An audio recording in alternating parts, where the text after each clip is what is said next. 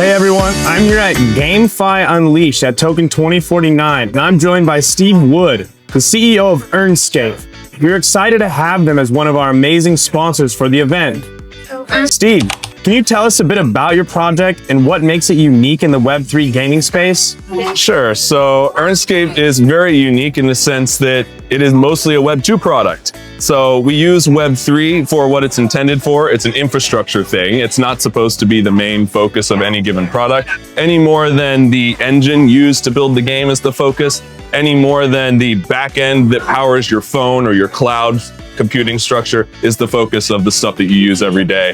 Earnscape basically is a live streaming platform that rewards you for playing any game that's on your device, at least if you're on Android. On iOS, there's a little bit more complications, but we are the only game launcher and the only live streaming platform on iOS. And it does work with literally every game on your phone if you're on Android. All you have to do is download the app, open it up, scans all the games on your phone. You can hit one button and launch it and stream it to anyone that we bring as an audience member for you. Or if you have an audience somewhere else like Twitch, Kick, YouTube, any other streaming endpoint, you can connect that, send that stream out there, and anybody who follows you on those platforms will be able to watch you there.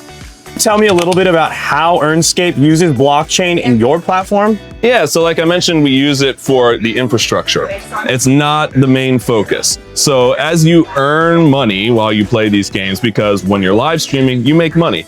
Ads are served in the streams, people tip you, you get sponsors who pay you to promote content, you may get subscribers who pay you on a monthly basis so that they don't have to watch ads and they get special access to your streams, the little emojis, cute little flirty things that they can put, all sorts of stuff, whatever the person who's actually running the stream decides to offer to their subscribers.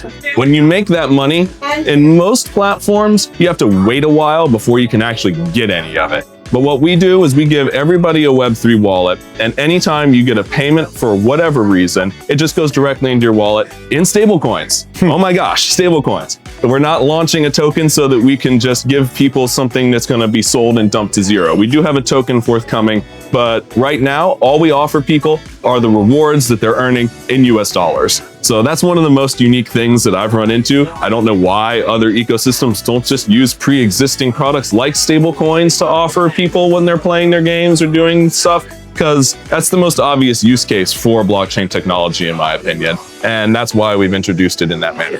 Earnscape doesn't seem to be hiring much of KOLs to grow. How are you planning to get gamers on your platform and make money if you don't spend money on web through influencer marketing? So yeah, people really love to promote KOLs, and just last night they had the KOL Awards where they gave all these fancy trophies. So, were you there? I wasn't. You know? Yeah, it was so.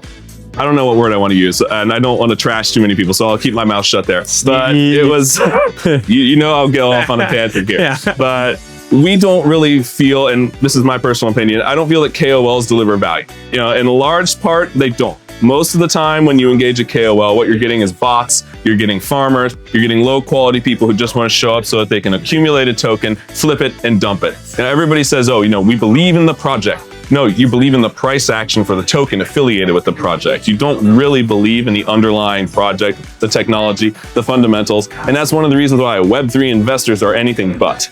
Real investors actually focus on those fundamentals. KOLs don't bring those kinds of people into your ecosystem. They bring people who are after short-term gains, and those people are going to destroy you when they eventually decide they're going to cash out. So we don't focus on that for growth at all, unlike a lot of other people in Web3. We're focusing on partnerships with legacy institutions that have access to actual humans. One of the big things that we're doing is partnering with telcos now. And we have multiple partnerships with telcos in the Philippines, Indonesia, working on Vietnam, and a couple of other smaller countries in Southeast Asia. And the way that works is they just get our technology put onto their phone. Like, they don't even need to know to go get it. It's just going to be on their phones when that partnership goes live in whichever telco we're talking about at any given time. Once it gets onto their phones, it just works. They just use it. They watch stuff, they make money, they play games, and they don't even need to know anything about the Web3 part of it because it's just all embedded in there, and we handle all of the back-end stuff. So we don't need niche Web3 influencer types in order to grow. We're going after the much bigger pots that have hundreds of millions of people that they can inject into our ecosystem all at once. And when I say people, I mean actual people, not accounts, not bots. Telcos, every single person on the other side of a telco account number is a real person, because they're all, I like to joke that, I think I might have mentioned this in our previous interview, that the telcos are basically just going to become KYC providers in a sense, because that's really their primary service now. Verification that there is an actual human on the other side of this, and they assign a privately assigned number to that person. So we get those, all those people are just given our tech stack and they start using it. That's the easiest way to grow if you're able to pull off those partnerships. And one thing telcos love is data consumption, and streaming video, especially games, consumes a lot of data. So they're more than eager to push all of our tech onto the phones that people are using with those services. Nice. Now, what problem is Earnscape actually solving for gamers around the world that existing big tech companies aren't doing well? There's a couple, but the biggest one right now is that all of the live streaming platforms are focused on legacy desktop browser modes that do not work for the new generation or in the developing world.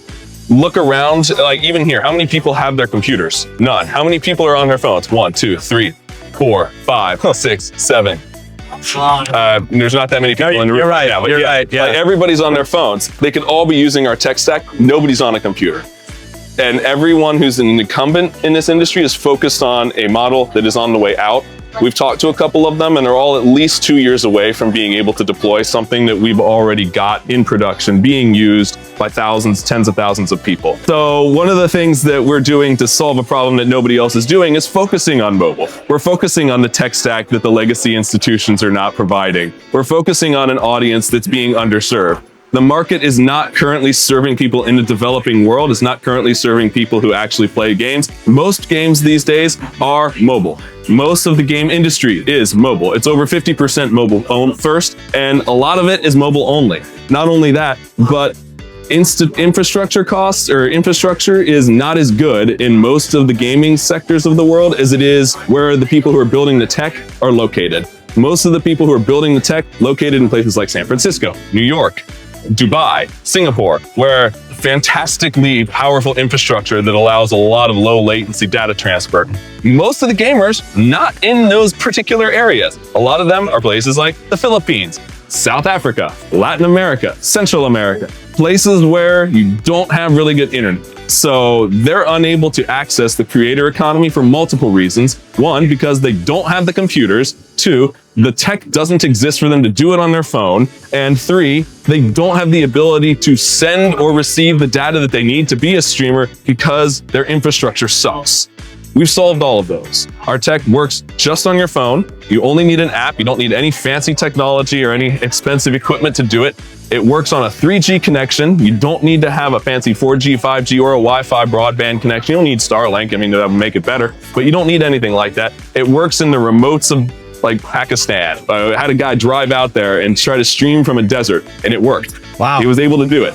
And everywhere I've been going the past couple of months, works perfectly fine. Our tech is pretty solid for people that don't have really existing powerful infrastructure. And anyone can do it anywhere in the world. Nice. And they can make money at the same time. Hey, Steve, thank you so much. We're thrilled to have you here at the GameFi Unleashed, and we look forward to seeing how your project continues to grow. Thank you very much.